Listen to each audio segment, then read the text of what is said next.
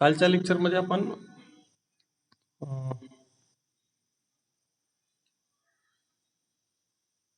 नैतिक परीक्षण पाहिलं होतं. नियमित परीक्षण ज्याला आपण म्हणतो. आणि त्यासोबत हे चाचणी परीक्षणाबद्दल सुद्धा तुम्हाला काही थोडी माहिती सांगितली होती. ऍक्च्युली सिलेबसला नाही आहे. चाचणी परीक्षण म्हणजे काय? सिम्पली सगळेच्या सगळे व्यवहार तपासत बसण्यापेक्षा काही मोजके व्यवहार, कोणत्याही काळातले मोजके व्यवहार थोडेसे पाहायचे आणि त्यांची तपासणी करायची. सर्व व्यवहार तपासायचे नाही. एका निवडक काळातील म्हणजे कोणता तरी काळ ठरवायचा आणि त्या काळातील कोणत्याही विशिष्ट प्रकारच्या व्यवहारांच्या नोंदीतून काही नमुना नोंदीची म्हणजे थोड्याशा नोंदीची निवड करायची आणि त्यांचे सूक्ष्म पूर्ण परीक्षण करण्याला चाचणी परीक्षण असं म्हणतात. तर या उलट नैतिक परीक्षणामध्ये काय होते? सर्वच्या सर्व नोंदींची तपासणी केली जाते नैतिक परीक्षणामध्ये. ठीक आहे. तर काल त्याबद्दल आपण बरीचशी एक पासवर्ड विचारते कोणतरी. पासवर्ड मागत नाही.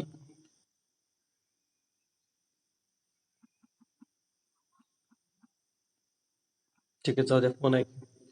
ओके. तर हे नैतिक परीक्षण करणं आवश्यक का आहे? तर त्याचे कारण या ठिकाणी दिलेले. काल महत्व पण पाहिलं आपण किंवा हे उद्देश पण आपण काल चर्चा केली. तर लिपिकीय विभ्रम जे असतात म्हणजे 1000 ऐवजी 100 रुपये लिहिणं, ज्याला एरर ऑफ ओमिशन असं म्हणतो आपण. ठीक आहे. त्या चुका उघडकीस येऊ शकतात किंवा सामान्य स्वरूपाच्या लबाड्या म्हणा किंवा घोटाळे म्हणा हे उघडकीला येऊ शकतात. कशानं? नैतिक परीक्षण. परंतु समजा जसं अंकीक्षक हुशार असतो त्याच पद्धतीनं लेखी लिहिणारे व्यक्ती किंवा संस्थेचे व्यवहार पाहणारे व्यक्ती सुद्धा हुशार असतात. तर ते चोर पण आपलं पूर्ण कौशल्य पणाला लावून चोरी करत असतो. तर त्याच पद्धतीनं कंपनीमध्ये आर्थिक घोटाळे करणारे लोक सुद्धा पूर्ण स्किल वापरून घोटाळे करतात. बरोबर आहे. मग असे खूपच स्किल लावून जर काही घोटाळे केलेले असले तर ते मात्र उघडकीस येणं कठीण असते. ठीक आहे. तर त्यामुळे त्या ठिकाणी नैतिक परीक्षण काम करू शकत नाही. त्या ठिकाणी संपूर्ण अंकीक्षक जेव्हा होईल तेव्हाच त्या चुका लबाड्या घोटाळ्या उघडकीस येऊ शकतात. असं नैतिक परीक्षण आपण पाहिलं होतं. त्यानंतर आपण जाऊया प्रमाणन या मुद्द्याकडून. तर काल पण प्रमाणनाबद्दल काही महत्वाची माहिती आपण पाहिली होती किंवा चर्चा केली होती. प्रमाणनाबद्दल बोललो होतो आपण काल आणि थोडस सत्यापनाबद्दल पण बोलणं झालं होतं. तर प्रमाणन म्हणजे काय या ठिकाणी पाहूया. सत्यापन आपल्याला पाहायचंच आहे. तर अंकेक्षण करत असताना समजा अंकेक्षक आपला जो लेखा तपासणारा माणूस आहे त्याला आपण अंकेक्षक म्हणतो. तर तो जेव्हा अंकेक्षण करतो तेव्हा लेखा पुस्तकातील सर्व नोंदींचे, ठीक आहे, आणि त्या नोंदी ज्या प्रलेखांच्या आधारे नोंदविले आहेत त्या प्रलेखांचे परीक्षण करणे आवश्यक असते. म्हणजे अंकेक्षक जेव्हा अंकेक्षण करायला तेव्हा काय गरजेचं आहे? नोंदींची तपासणी देखील गरजेची आहे. आणि त्या नोंदी तपासत असताना ज्या पुराव्यांच्या आधारे, पुराव्यांच्या म्हणजे प्रलेखांच्या म्हणजे पावत्यांच्या आधारे त्या नोंदी केलेल्या आहेत त्या पावत्यांची किंवा त्या प्रलेखांची तपासणी करणं सुद्धा आवश्यक असते. ठीक आहे. मग नोंदींच्या संदर्भात लेखी पुरावा म्हणून हे प्रलेख पावत्या उपयोगी पडतात. बरोबर आहे. नोंदींचा पुरावा म्हणजेच पावत्या किंवा प्रमाणक असतात. ठीक आहे. मग ते उपयोगी पडतात. त्यावरून व्यवहारांची सत्यासत्यता आणि अधिकृतता सिद्ध करता येते. म्हणजे पुरावा असेल तरच तो व्यवहार सत्य समजला जातो आणि अधिकृत समजला जातो. ठीक आहे. तर हे ठरवता येते. मग अशा प्रलेखांना किंवा त्या पावत्यांना प्रमाणके म्हणजे व्हाउचर्स म्हणतात. जसं मी काल पण सांगितलं होतं, एखाद्या वस्तूच्या खरेदीचं बिल त्याला आपण प्रमाणक असं म्हणू शकतो. त्यानंतर मग वही खात्यातील नोंदी, बेरीजा, कॅल्क्युलेशन, अग्रेनयन म्हणजे काय सांगितलं काल, की बॅलन्स फॉरवर्ड करणं आणि अधिक्य यांचे परीक्षण करून हे मध्ये मध्ये लोक येत राहतात, डिस्टर्ब करते, जॉईन होत राहते ते एक एक एक सगळ्या. आवाज येत नाही? बाकीच्यांना येतोय का काही रिप्लाय? Yes no?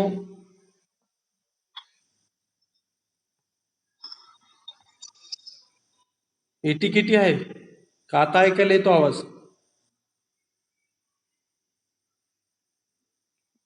आवाज येतोय का म्हटलं मी? येस म्हणून टाका. Okay, yes. ठीक आहे. तर मग ओके, बस ठीक आहे, येते येते. ओके, कोणी टाकू नका, आता यायला आवाज.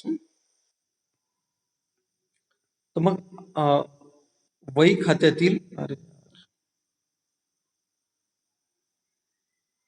वही खात्यातील बेरजा नोंदी, पुढे नेलेलं फॉरवर्ड केलेलं बॅलन्स, आधिक्य यांचे परीक्षण करून ते अंकगणितीय दृष्टीने परिशुद्ध आहेत याबद्दल निर्वाळा देणे एवढेच काय ते अंकीक्षणाचे कार्य आहे असे समजणे चूक आहे. म्हणजे नुसतं बेरजा बरोबर आहेत का, बॅलन्सेस बरोबर आहेत का, योग्य ठिकाणी नोंदी केल्या का, एवढंच सांगणं हे अंकीक्षकाचं कार्य नाही, किंवा ते आपण समजलं सुद्धा नाही.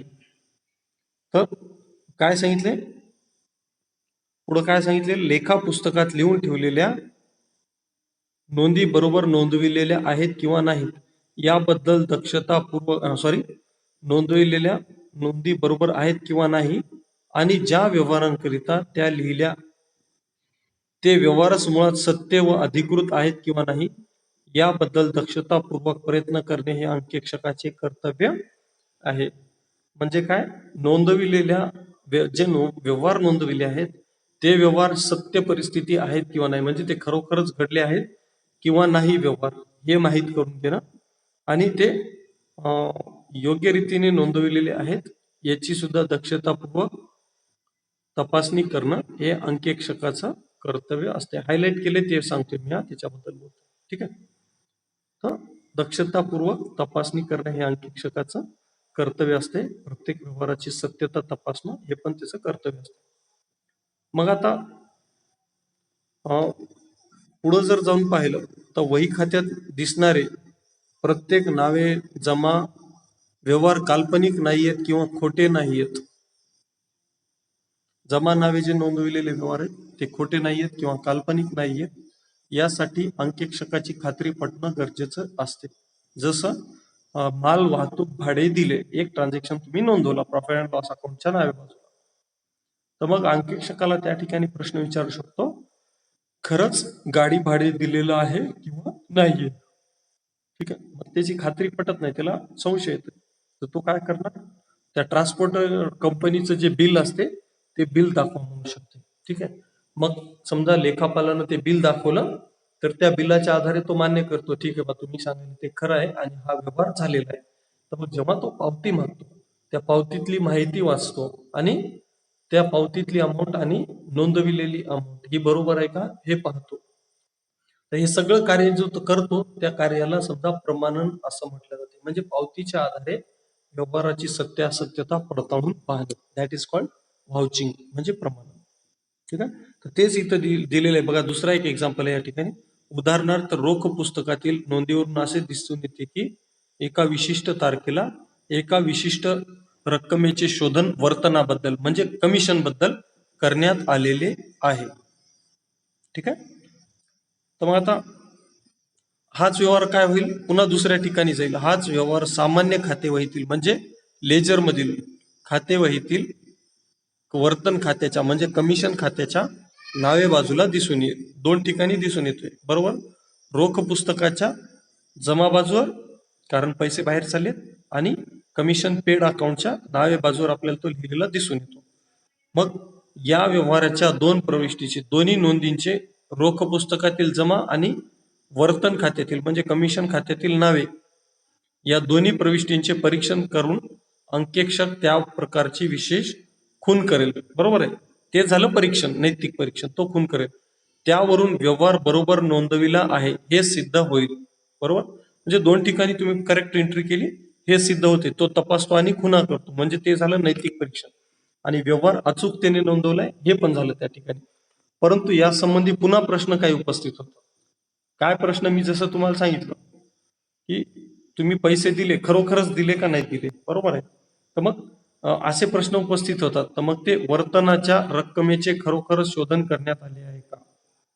मग ती रक्कम रोकड्याने म्हणजे रोखपालाने अथवा लेखापालाने आपल्या खिशात टाकली का खरोखरच समोरच्या पार्टीला दिली हे माहीत करून घेण्यासाठी समजा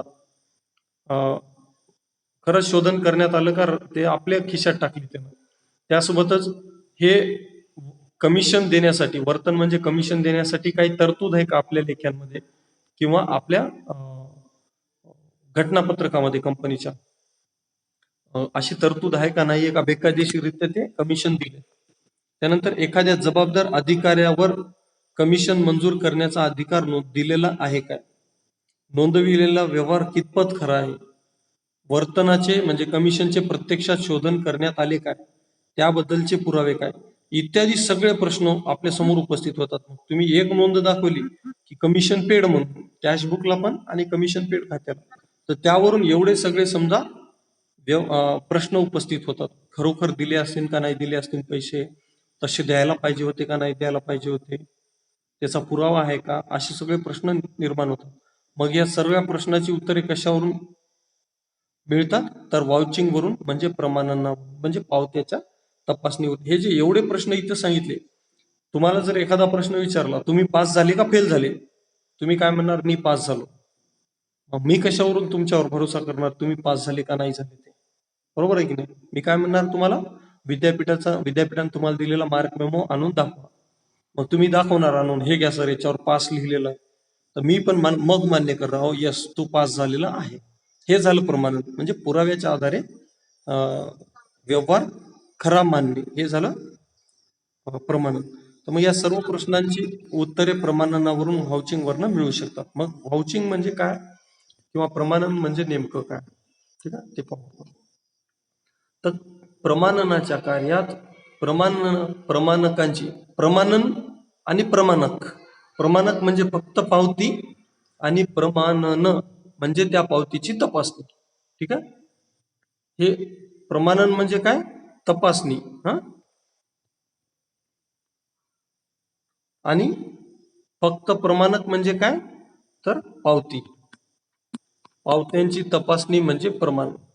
ओके, ठीक, चल.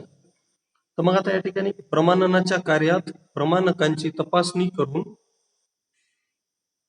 त्यांच्या सत्यतेचे समर्थन करणे, प्रमाणनाच्या कार्यात प्रमाणकांची तपासणी करून त्यांची सत्यता तपासणे किंवा सत्यता उघडकीस आणणे, दॅट इज कॉल्ड व्हाउचिंग. दुसरं तिसरं काही नाही. मग पुन्हा पुढे प्रमाणकांच्या आधारावर वही खात्यातील व्यवहारांचे परीक्षण करणे, व्यवहाराबाबत असलेल्या अधिकाराची सत्यता व स्वामित्व याबद्दल निर्णय देणे इत्यादी कार्याचा समावेश होतो. म्हणजे व्यवहाराची सत्यता तपासणे, म्हणजे ज्या व्यक्तीनं तो व्यवहार केलेला आहे त्याला तो व्यवहार करण्याचा अधिकार होता याबद्दल निर्णय देणे इत्यादी कार्यांचा समावेश प्रमाणनामध्ये होतो. तसेच लेखापुस्तकातील नोंदी खऱ्या आहेत याचा पुरावा म्हणून प्रमाणकांचा आधार घेण्यात येतो. म्हणजे लेखापुस्तकात केलेल्या नोंदी खऱ्या आहेत हे कधी मानलं जाईल, जर तुमच्याकडे त्याचा पुरावा आहे आणि त्या पुराव्याची तपासणी झालेली असेल तेव्हाच ते खरा मानलं जाईल, ठीक आहे. मग आता पुन्हा प्रश्न येतो की इथं काय होता, प्रमाणकांचा आधार घेण्यात येतो. मग त्या प्रमाणकांची कसून चौकशी करून त्याचा खरे खोटेपणा सिद्ध करण्यात येतो. म्हणजे खरे खोटेपणा, पावती खरी आहे का नकली आणून लावली, ठीक आहे, सिद्ध करण्यात येतो. प्रमाणनाच्या या कार्याच्या स्वरूपावरून प्रमाणनाची व्याख्या पुढील प्रमाणे करता येते. पावत्या तपासण्याचं काम म्हणजे प्रमाणन, सोप्या शब्दात ठेवायचं. मग आपण पाहू काय म्हणते लेखक ते. या ठिकाणी वाचतो मी, लेखापुस्तकात नोंदविलेल्या सर्व व्यवहारांची अथवा देवघेवींची, देवघेव म्हणजे व्यवहाराचा, काय त्याचं डोक्यात ताप नाही करायचं, सर्व व्यवहारांची किंवा देवघेवींची सत्यता पडताळून पाहण्यासाठी, आणि सत्यता पडताळून पाहणं म्हणजे काय, तो व्यवहार खरोखर झालेला आहे का नाही झालेला आहे, समोरच्या माणसाला पैसे आपण पेड केलेले आहेत किंवा नाही केलेले आहेत, ठीक आहे, याची या पद्धतीने सत्यता पडताळणे आणि त्यांच्या अधिकृतपणाबद्दल खात्री करून घेण्यासाठी, म्हणजे खरोखरच तो व्यवहार आपल्याच व्यवसायाबद्दल झालेला आहे अशी खात्री करून घेण्यासाठी लेखा पुस्तकातील नोंदींचे आणि त्या नोंदींना पूरक अशा उपलब्ध असलेल्या सर्व प्राथमिक व सहाय्यक प्रलेखांचे, प्राथमिक व सहाय्यक प्रलेख म्हणजे सिंपली पुरावे तुमचे, दुसरं तिसरं काय नाही. आता सहाय्यक आणि प्राथमिक पुरावा प्रलेखांचे टीकात्मक परीक्षण करण्याच्या कार्याला प्रमाणन म्हणतात. टीकात्मक शब्द नाही वापरला तरी चालते, जस्ट परीक्षण करण्याच्या कार्याला प्रमाणन असे म्हणतात. आता हे प्राथमिक आणि सहाय्यक प्रलेख म्हणजे काय, पुन्हा प्रश्न उपस्थित होतो. मग दोन प्रलेख एका व्यवहाराला असू शकतात का, दोन पावत्या, तर डेफिनेटली असू शकतात. मग कोणत्या, समजा जेव्हा तुम्ही उधारीवर खरेदी करता, ठीक आहे, तर खरेदी करत असताना तुम्हाला बिल मिळते, उधारीवर असो का रोखीन असो, बरोबर आहे, बिल मिळते उधारीवर खरेदी केली. आणि जेव्हा आपण त्याला पैसे द्यायला गेलो तेव्हा त्या ठिकाणी आपल्याला रिसिप्ट मिळते, बरोबर आहे, पैसे पेड केल्याची पावती मिळते.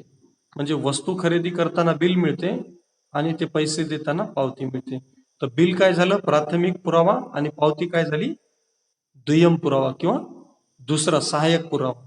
ठीक आहे, तर अशा प्राथमिक आणि सहाय्यक प्रलेखांचे परीक्षण करण्याच्या कार्याला प्रमाणन असे म्हणतात. या ठिकाणी सिंपलची व्याख्या दिलेली आहे. सर्व व्यवहारांची सत्यता तपासण्यासाठी व त्यांच्या अधिकृतपणाबद्दल खात्री करून घेण्यासाठी नोंदींची पण तपासणी करायची आहे आणि नोंदींना पूरक असलेल्या पुराव्यांची देखील किंवा प्रलेखांची पण. ठीक आहे, तर त्याला प्रमाणन असं आपण म्हणतो. त्यानंतर पुन्हा अजून सांगितलेलं या ठिकाणी डेफिनेशन अजून एक केलेली आहे, सोपी डेफिनेशन आहे. मूळ नोंदीच्या पुस्तात सांगितले, पुस्तात, ठीक आहे, म्हणजे पुस्तकात, आणि कंसात सांगितले पण सहाय्यक पुस्तकांमध्ये नोंदविलेल्या व्यवहारांच्या सत्यतेची चाचणी करणे म्हणजे परीक्षणच करणे, एक प्रकारे व्यवहारांच्या सत्यतेची चाचणी करणे म्हणजे प्रमाणन होय. हे एकदम इझी आहे. आता या वरच्या परिभाषांवरून किंवा व्याख्यांवरून आपल्याला काय लक्षात येते, तर प्रमाणनाच्या स्वरूप आपल्याला स्पष्ट होते किंवा त्याबद्दल थोडीशी आयडिया येते. तर प्रमाणनामध्ये काय, वही खात्यातील नोंदी तपासणे, त्या नोंदी ज्या कागदपत्रांच्या आधारे करण्यात आलेल्या आहेत, केलेल्या असतील ती कागदपत्रे तपासणे आणि त्या दोहोंची तुलना करणे. दोहोंची म्हणजे कोणाची, नोंदीची आणि पुराव्याची तुलना करणे, या सर्व गोष्टीवरून वही खात्यातील व्यवहारांच्या सत्यतेबद्दल आणि शुद्धतेबद्दल निर्वाळा देणे इत्यादी कार्य समाविष्ट आहेत. प्रमाणनामध्ये ही सगळी कार्ये समाविष्ट आहेत. ठीक आहे, नोंदी तपासणे, पावते तपासणे, पुरावे तपासणे आणि ते खरे खोटे आहेत किंवा नाही त्याबद्दल जस्टिफिकेशन देणं किंवा आपलं मत व्यक्त करणं अंकेक्षकांना, या सर्व बाबी प्रमाणनामध्ये समाविष्ट होतात. प्रमाणनावर 4 मार्काला प्रश्न येऊ शकतो. मग प्रमाणनाची आवश्यकता का भासते आपल्याला, इतका वेळ जे चालू होतं ते फक्त प्रमाणनाची संकल्पना चालू होती. ठीक आहे, तर मग आता प्रमाणनाची आवश्यकता का भासते तो पण मुद्दा आपल्या समोर आहे, किंवा त्याचं महत्व काय प्रमाणनाचं ते आपल्याला पाहायचं.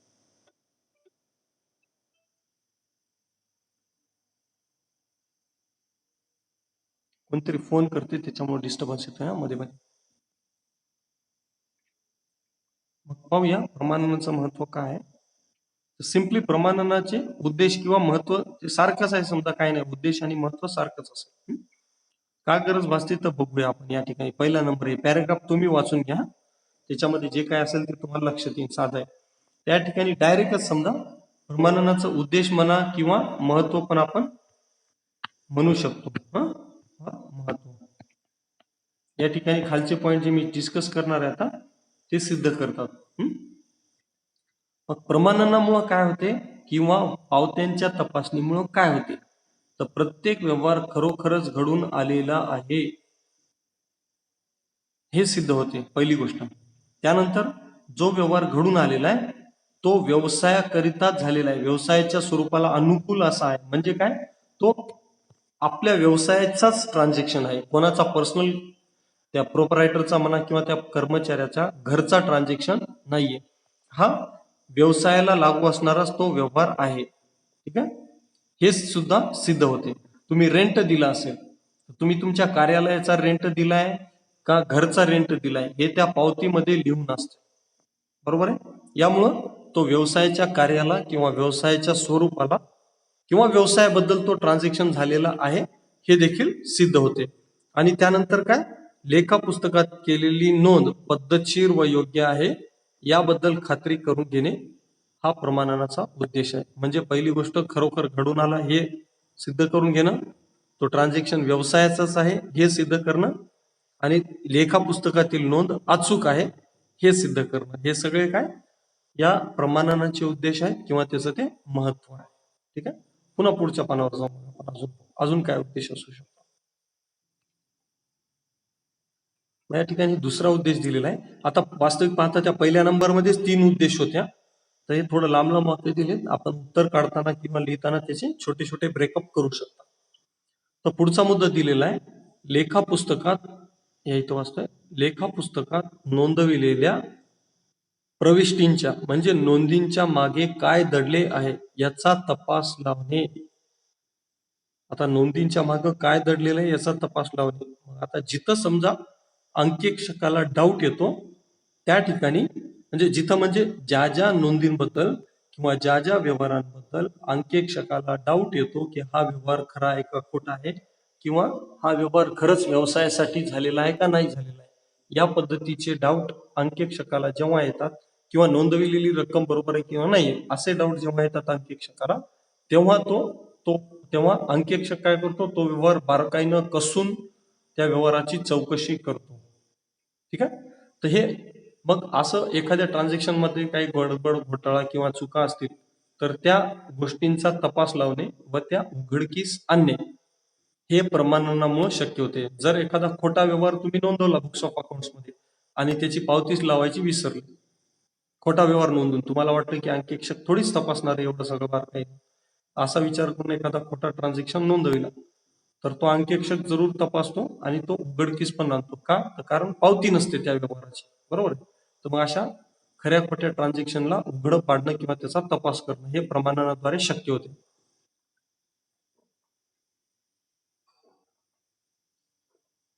त्यानंतर पुन्हा नोंदविलेल्या प्रविष्टीवरून म्हणजे नोंदीवरून उघड होणारी तथ्ये अस्तित्वात आहेत किंवा नाही, म्हणजे नोंदविलेल्या प्रविष्टीवरून उघड होणाऱ्या बाबी ह्या अस्तित्वात आहेत किंवा नाही याबद्दल खात्री करून घेणे हा प्रमाणनाचा पुढचा उद्देश असतो.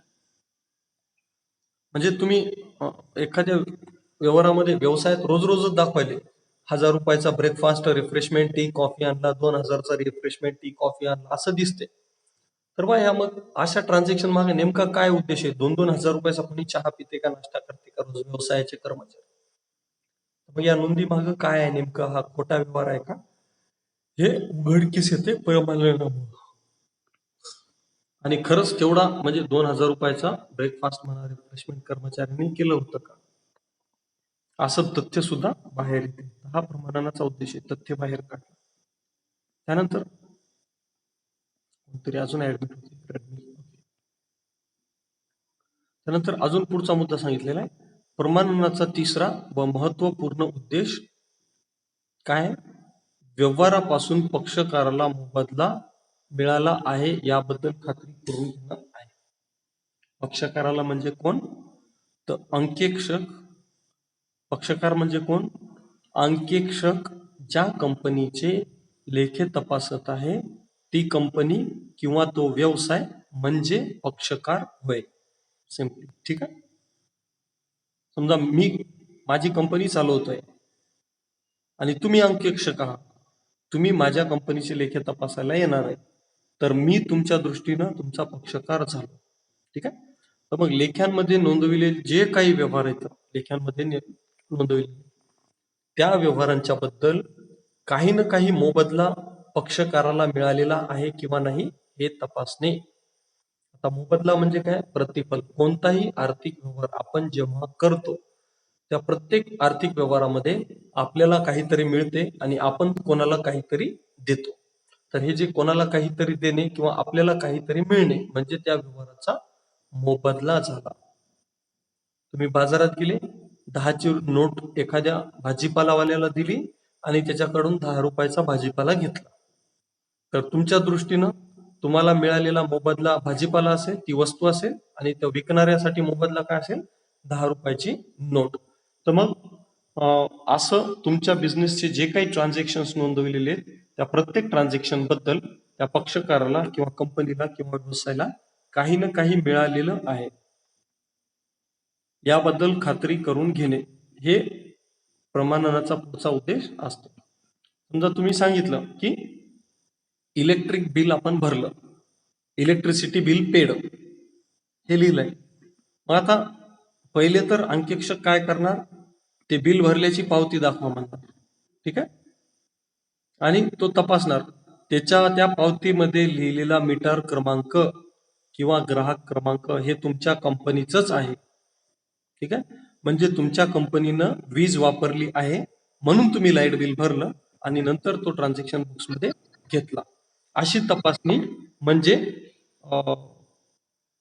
हे मोबदला मिळालेला आहे का नाही मिळालेला आहे तो. म्हणजे तुम्ही लाईट बिल भरलं तर तुमच्याच व्यवसायानं ती इलेक्ट्रिसिटी वापरली होती हे तपासणं, याला म्हणतात मोबदला मिळाला आहे याबद्दल खात्री करून घेणे, ठीक आहे. नाही तर तुम्ही दाखवलं इलेक्ट्रिसिटी बिल पेड, कंपनीचा नंबर आहे, 1 नंबर आहे, कंपनीचा मीटर क्रमांक 1 आहे आणि त्या पावतीमध्ये दिसते 2 क्रमांकाच्या मीटरचं बिल भरलंय. याचा अर्थ काय? कंपनीला मोबदला मिळाला का नाही मिळाला? तो 2 नंबरचं मीटर दुसरं कोणाचं असू शकते, तुम्ही दुसऱ्यांचं लाईट बिल भरलं, असा त्याचा अर्थ होतो. म्हणजे या व्यवहारात कंपनीला मोबदला मिळाला नाही तरी देखील तो ट्रान्झॅक्शन अकाउंट्स मध्ये लिहिलेला आहे, म्हणजे तो खोटा व्यवहार आहे असं समजलं होतं. प्रत्येक व्यवहाराचा मोबदला आपल्याला व्यवसायाला मिळाला आहे याच्यात खात्री करून घेणं हा प्रमाणकाचा उद्देश असतो, प्रमाणनाचा. त्यानंतर चौथा मुद्दा आहे, लेखा पुस्तकात नोंदविलेला प्रत्येक व्यवहार अधिकृत, लेखा पुस्तकात नोंदविलेला प्रत्येक व्यवहार अधिकृत आहे याबद्दल खात्री करून घेणे हा प्रमाणनाचा पुढचा उद्देश आहे. अधिकृत म्हणजे काय? समजा रोख रक्कम पेड करण्याचा अधिकार जनरली रोखपालाला असतो.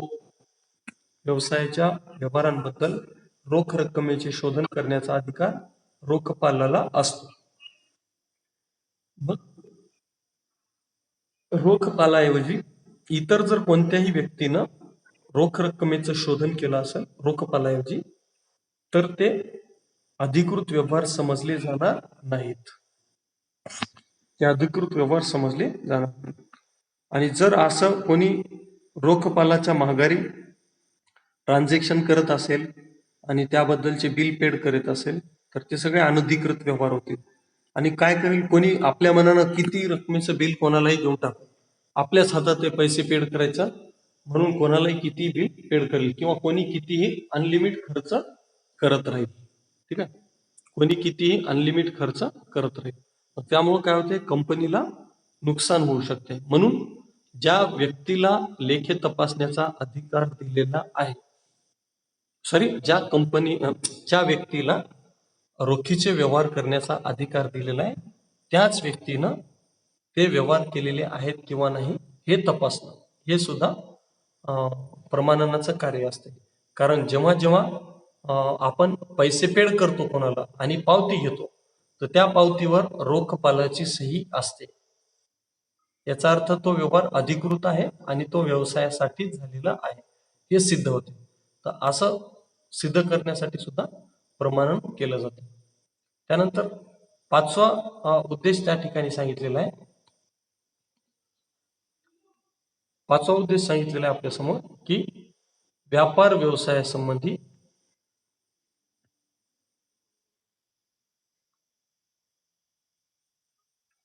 व्यापार व्यवसायाशी संबंधित असलेला कोणताही व्यवहार लेखा पुस्तकात नोंदवायचा राहून गेलेला नाही, आगाऊचा नोंदवला नाही आणि जे नोंदवायला पाहिजे होता तो पण राहून गेला नाही, हे सुद्धा प्रमाणनाद्वारे तपासल्या जाते. नाहीतर 100 व्यवहार झालेले आहेत आणि नोंदी फक्त 99च्याच आहेत, मग हे कशावरून उघडकीस येणार? बरं ठीक आहे, 3 नंबरचा सांगतो. पहिले 5वा डिस्कस करू. तर 5वा काय म्हणते, व्यवसायाचा कोणताही व्यवहार लेखापुस्तकात नोंदवायचा राहून गेलेला नाही याबद्दल खात्री करून घेणे हे प्रमाणनाचा उद्देश आहे, पुढचा उद्देश. मग हे कशा पद्धतीने उद्देश होतो प्रमाणनाचा? तर समजा तुमच्या वही खात्यांमध्ये 99 व्यवहार नोंदविलेले आहेत आणि तुम्ही ते 99 व्यवहार 99 पावत्यांच्या आधारे ऍक्सेप्ट पण केलेले, तपासले आणि बरोबर आहेत म्हणून सांगितलं.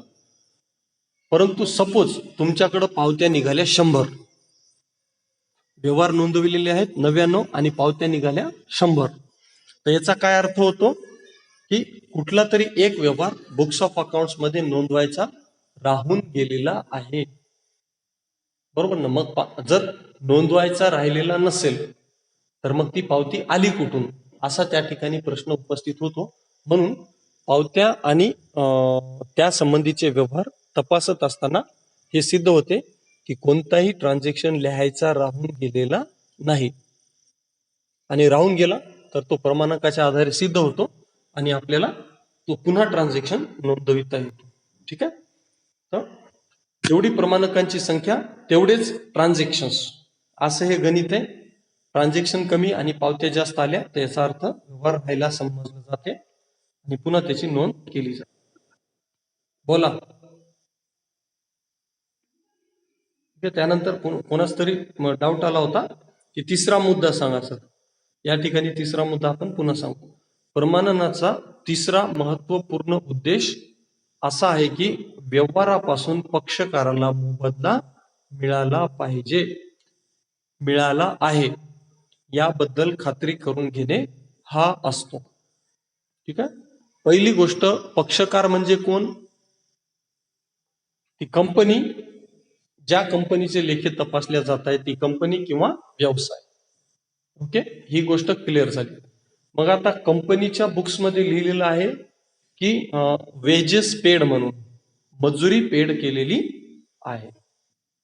मग आता ठीक आहे बा, तुम्ही लिहिलं मजुरी पेड केली, हे बुक्स ऑफ अकाउंट्स मध्ये लिहिलं, वेजेस खात्याच्या नावे बाजूला लिहिलं आणि कॅश बुकच्या जमा बाजूवर लिहिलं, हे मान्य आहे.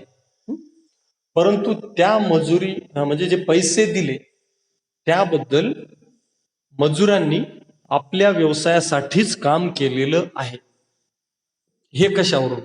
तुम्ही म्हणजे व्यवसायाचा मालक घरचं काम करून घेईल आणि मजुरी समजा कंपनीमधून पेड करेल, असं पण बऱ्याच वेळेस होऊ शकतं, बरोबर आहे ना? तर मग या ठिकाणी काय तपासल्या जाते की मोबदला जो आहे तो कंपनीलाच मिळालेला आहे किंवा त्या व्यवसायालाच मिळालेला आहे. ठीक आहे. मोबदला म्हणजे असं नाही की रोखत स्वरूपाचा मोबदला असतो, तो उधारीत पण असू शकतो किंवा न दिसता देखील असू शकतो. जसं समजा अजून एक एक्झाम्पल मी सांगतो तुम्हाला की इन्कम टॅक्स भरला किंवा कोणत्याही प्रकारचे टॅक्सेस भरले, समजा जीएसटी असेल किंवा अजून कोणताही टॅक्स, सॉरी टॅक्स पेक्षा अजून सोपं सांगतो, इन्शुरन्स. तुम्ही एक नोंद दाखवली प्रॉफिट अँड लॉस अकाउंटच्या डेबिट बाजूला, इन्शुरन्स पेड 1000 रुपये. ठीक आहे. आता हे मान्य होईल, ठीक आहे बा, तुम्ही इन्शुरन्स पेड केला, कॅश बुकला नोंद बरोबर केली, प्रॉफिट अँड लॉस अकाउंटला नोंद बरोबर केली, हे मान्य आहे. ठीक आहे. पण तो इन्शुरन्स नेमका कोणासाठी काढला होता हे कशावरून सिद्ध होणार? तर त्याच्या पावतीवरून, बरोबर आहे. कारण पावतीमध्ये लिहिलेलं असेल हा इन्शुरन्स कोणाचा काढलेला आहे, कोण्या माणसाचा काढलाय की व्यवसायाचा काढलाय. ठीक आहे. जर कोण्या माणसाचा काढला असेल याचा अर्थ त्या इन्शुरन्सचा कंपनीला काहीही फायदा नाही, कारण ते कंपनीच्या नावाने इन्शुरन्स निघालेलाच नाही. आणि जर तो इन्शुरन्स कंपनीच्या नावानं निघालेला असेल तर काय व्हायले, त्या इन्शुरन्सचा फायदा कोणाला मिळणार आहे? कंपनीला. मग जो काही फायदा मिळतो समजा प्रत्येक ट्रान्झॅक्शनचा आपल्याला, त्याला मोबदला असं म्हटलं जाते. मग त्या इन्शुरन्सच्या पावतीमध्ये कंपनीचं नाव असेल तर आपण म्हणू की कंपनीला काय म्हणतात त्याला, मोबदला मिळालेला आहे. इन्शुरन्स पेड जी रक्कम दिली त्याची सेवा आपल्याला मिळत आहे, बरोबर, म्हणजेच तो व्यवहार बरोबर आहे. आणि इन्शुरन्सच्या पावतीमध्ये दुसऱ्याचं नाव असेल तर कंपनीला काय फायदा मिळत नाही, म्हणजे कंपनीला मोबदला मिळालेला नाही, हे त्याच्यावरनं सिद्ध होते. तर असा व्यवहार, अशी खात्री करून घेणे म्हणजे प्रत्येक ट्रान्झॅक्शन वरून कंपनीला काही ना काही फायदा होत आहे हे सिद्ध करणं प्रमाणनाचा प्रमाणनाचा उद्देश असतो. ठीक आहे, आता कळते का आपल्याला काय मिळालं? कोणताही ट्रान्झॅक्शन करा तुम्ही, खरेदीचा विक्रीचा, आपल्याला काही मिळालं की नाही मिळालं याची तपासणी करणं हे प्रमाणनाचं कार्य असते. बस. तुम्ही मालाची विक्री करताय आणि त्याची नोंद करताय. ठीक आहे, मालाची विक्री केली आणि त्याची नोंद करताय, रोखीनं माल विकला, तर मग आपल्याला काय मिळालं? पैसे मिळाले. मग ते मिळाले का नाही मिळाले हे तपासण्यासाठी प्रमाणन केलं जाते. मग पैसे मिळाले तर तुम्ही त्याला पावती दिली असेल, त्याला बिल दिलं असेल, ते दाखवावं लागते. त्या माणसानं जर चेकनं पैसे जमा केले तुमच्याकडं तर तुमच्या पासबुकमध्ये एंट्री येते ते पैसे मिळाल्याची. ठीक आहे, तर असे त्या व्यवहाराच्या सत्यासत्यतेबद्दल वेगवेगळ्या अँगलनं तपासणी करणं म्हणजे प्रमाणन.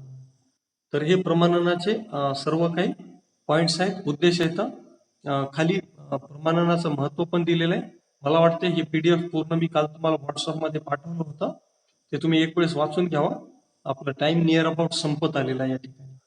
ठीक आहे, तर उद्याच्या लेक्चरमध्ये पुन्हा आपण पाहू. ठीक आहे, कोणाला काही डाऊट आहेत का? अजून डाऊट असतील तर तुम्ही विचारू शकता. मी कोणालाही म्यूट केलेलं नाही एकूण. कोणाला जर काय बोलायचं असेल तर तुम्ही मला प्रश्न विचारू शकता. ठीक आहे, अनम्यूट करायचं, स्वतःला माईकवर बटन प्रेस करायचं आणि तुम्ही प्रश्न विचारू शकता. ओके, मी स्टॉप करतोय स्लाइड शेअर पण. या ठिकाणी मला पार्टिसिपेंट पाहिजे. तुमच्या सर्वांचे कॅमेराज ऑन करा. कॅमेराज ऑन करा तुमचे. पटकन फास्ट करा, मला वेळ नाहीये. रेडमी कोण आहे दिसायला? रेडमी दिसतोय. पियुष शेवले नाही दिसायला. करुणा मनवर दिसायली. किट्टू गिरे आहे, दिशा ओझा आहे. अजून कोण आहे? येवले आहे का? बर बर, ठीक आहे. चव्हाण, राम चव्हाण.